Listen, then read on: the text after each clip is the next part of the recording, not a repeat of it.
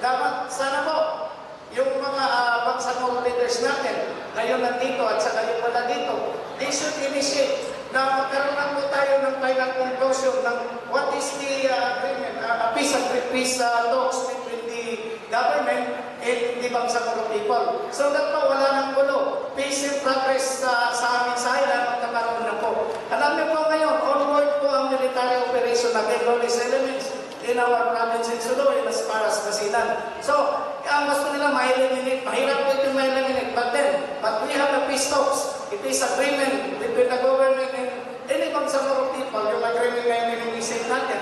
For instance, ni BBR, matapos na po ito, magkaroon ng conclusion. Magkakaroon na rin po progress and development sa amin.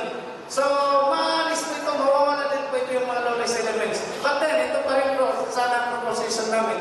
Kung ano po yung progress dito sa Mindanao, sana po madala doon sa island provinces sa Sulu at Basilan. Thank you very much. Inshallah. Mag-support.